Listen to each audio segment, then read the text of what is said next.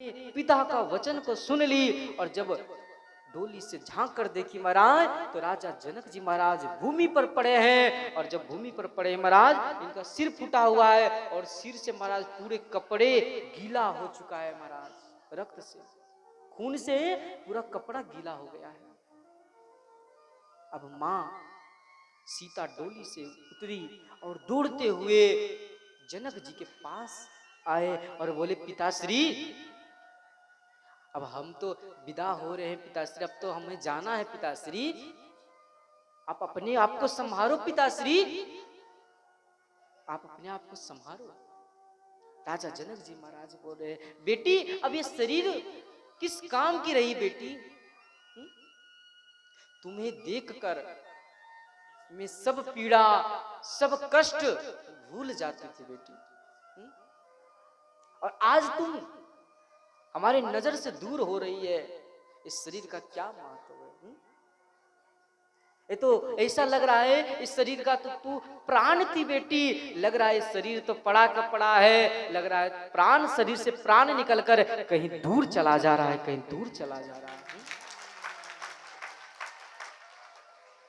इसलिए छोड़ो मुझे, मुझे यही हालत में रहने दो, अब मैं मरना पसंद करता हूं।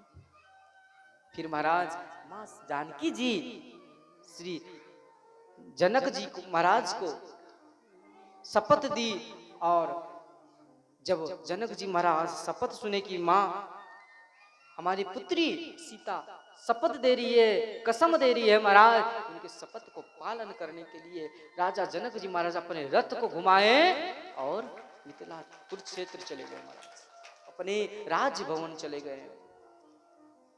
और महाराज अब मां जानकी जी डोली पर बैठने के लिए आ रहे हैं, उस समय एक गैया आई और गैया बोली कि हे पुत्री सीता हमें भी साथ में लेकर चलो, हमें भी साथ में लेकर चलो।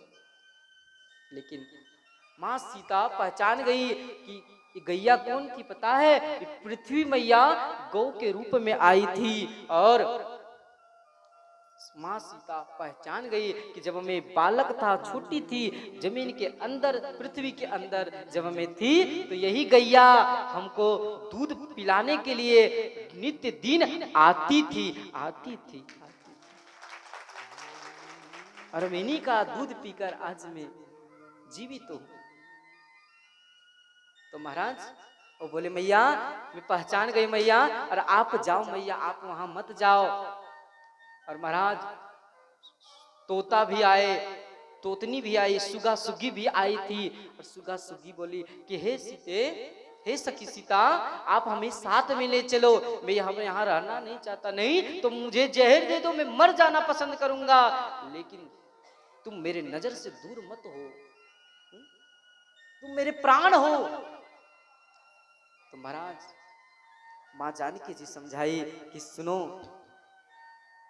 कि जाओ तुम जनकपुर में ही रहना, और जब जब मैया और जनकपुर वासी हमारे विरह में आएंगे तो तुम हमारी भाषा को ठीक ठीक बोल लेती हो, इसलिए तुम लोग हमारे आवाज में बोल देना तो सभी को राहत मिल जाएगी, राहत, और कोई विरह में नहीं आएंगे।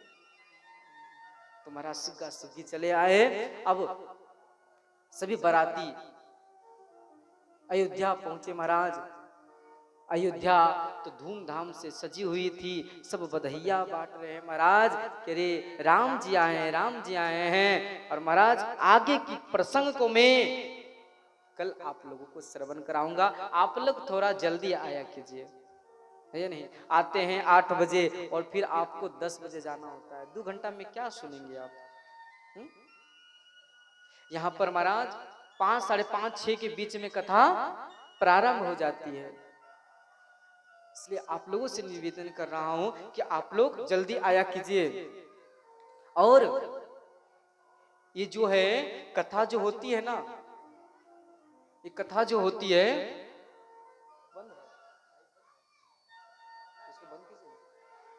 ये जो कथा होती है महाराज वो प्रभात फेरी से होता है महाराज, है नहीं, प्रभात